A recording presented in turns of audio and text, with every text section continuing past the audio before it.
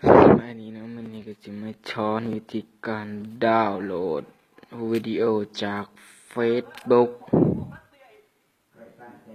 โดยการใช้แอปพลิเคชันเป็นตัวช่วยในการดาวน์โหลดนะเป็นแอปนี้นะวิดีโอดาวน์โหลดเดอร์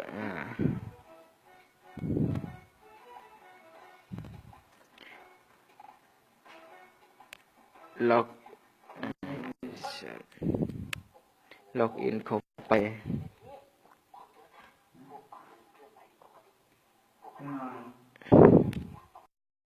อีเมลบัญชีเดียวกับ Facebook นะบัญชีเดียวกันนะ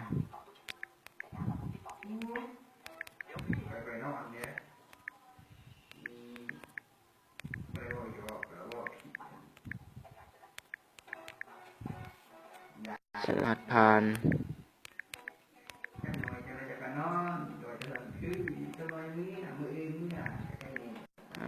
เข้าสู่ระบบ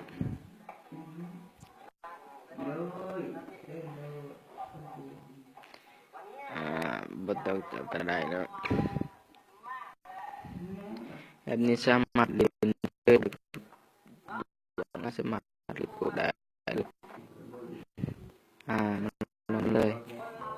ลองโหลดวิดีโอ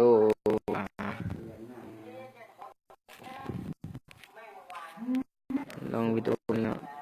เข้าไปที่วิดีโอนี่จะมีเมนูพวกนี้ขึ้นมา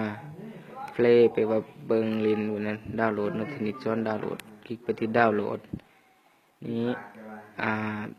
ดอกบอลจัดเก็บ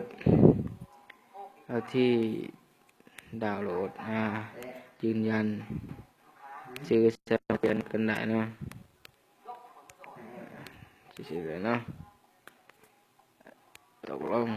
นี่นะกำลังโหลดนะ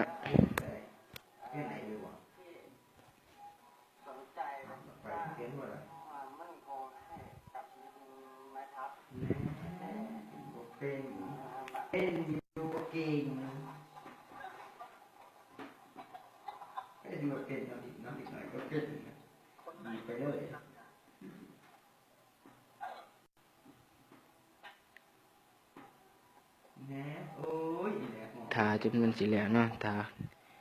ข้าวหนึ่ง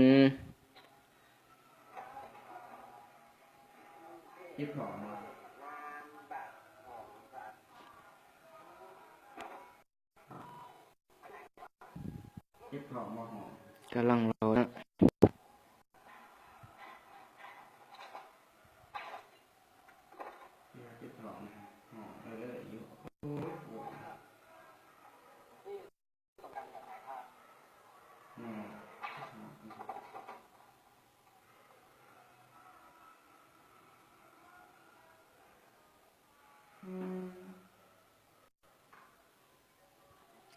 เรียบร้อย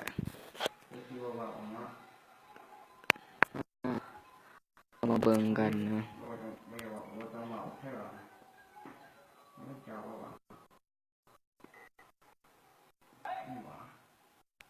นี่นะดาวน์โหลดเรียบร้อยได้เรื่อง